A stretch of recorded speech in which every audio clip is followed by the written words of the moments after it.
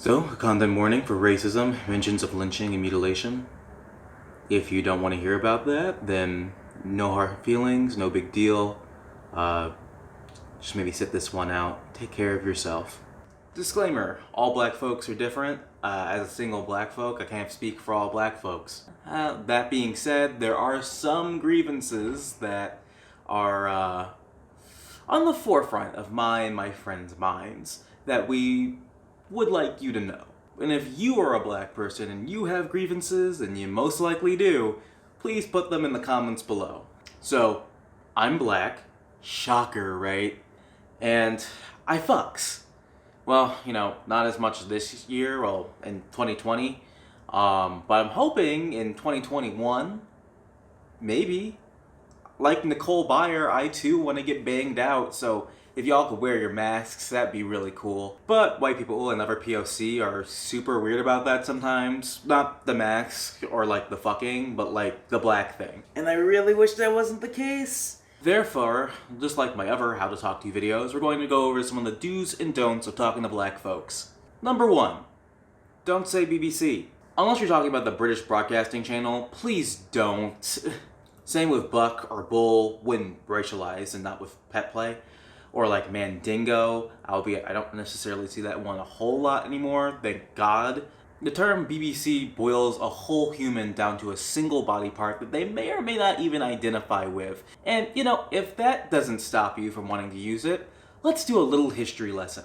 During slavery, as well as the Jim Crow era of American history, when black men were lynched or had other heinous acts leveraged against them, like being burned alive, the white crowd would tend to come and take body parts from the alive or not black man. One popular object was the genitalia, or the penis. It was taken as a souvenir because it was the object of white people's desires. To them, it symbolized the rough sexual energy that they imparted upon it. And terms like buck, bull, mandingo, and BBC are just remnants of that same ideology and deserve to be left in the past. Also, don't compare me to food. Number 2, do come up and talk to us. In the spaces I used to frequent pre-pandemic, I was one, if not the only black person. I can be pretty outgoing when I want to, and I was pretty well known in my home bar, thus people usually weren't too rude or racist to me. I say that, but like in our own community, I know that like one of the guys that is involved is like literally like his boyfriend's a white supremacist. So, going right past that, I've been told so many stories where something eventually very racist happens, like, the boyfriend of this one guy in the group being a white supremacist. Ha! And then they're understandably not wanting to go back to that venue. I even have my own story of this, albeit I went back to the venue because I was so entrenched in the community at that time and I had a bunch of friends, but whatever. My first time in Toronto as an adult was my 21st birthday, which just so happened to coincide with Pup Night at the Black Eagle. So after Pup Night, the pups usually go to O'Grady's to, catch a bite, talk to each other, kind of unpack after Pup Night. And the plan after we finished eating was to go back to the Black Eagle to hang out some more.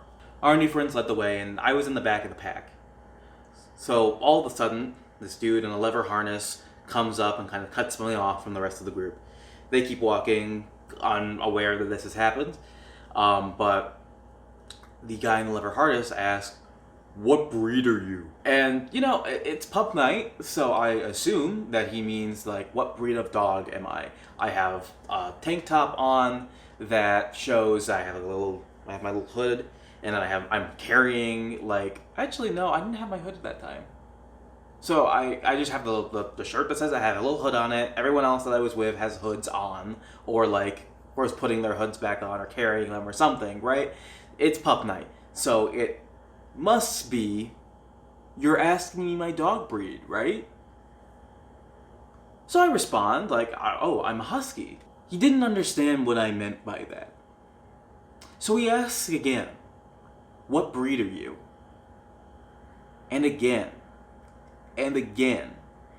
And I finally understand what he means. Jasper pulled me away and we continued to have a really fun night that night, but I still think about that. How many other people has he done this to? Was I the first? Was I the last? I don't know. There is one thing I do know, though. Don't be like that guy. Number 3, don't make it about race. Being a black person, I feel that certainly influenced how I perceive reality, but it's not the end-all and be-all of my identity. I'm also trans. So it's really weird to me when people will try to insert race into situations where it doesn't necessarily need to be. Like, why does your dick have to be a white dick when you talk to me? Why can't it just be a dick? Why is it a white dick? Why is my dick a black dick? Like, what's going on here? For your information, it's like red. Number 4, do include us in your events. In my last video on this series about trans men, I said including us on the posters was great. It was good, it was lit, and it is. It's all of those things, but it's also the bare minimum. Black people, trans people, etc. should be in your leadership because those people are definitely in your community. And we're certainly giving you money at your events. And number 5, don't engage us in race play if you don't know us. This may be oddly specific if you aren't black or in the kink community, but as someone who floats like a leather-clad butterfly, I experienced this a lot. Like, more than you think. Like, think a number, now add 10, now double it. Like, to be honest, you shouldn't do this with any kink for anyone that you don't know, but race play in particular can be much. Calling me the N-word right off the back and saying that you're my white master is just... it's a no for me, dog.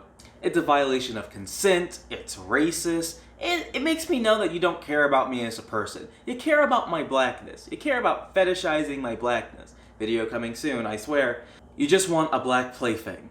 And I'm not saying that that's all race players, but when you assume right off the bat like that, that's exactly what you're communicating. Well, that's the end of the video. I'm glad I made this so I can link folks this when they do the things that I listed above. Do the YouTube things, like, comment your grievances below if you're black, and subscribe. My links are in the description. Have a great day, or whenever you're watching this. Okay, bye!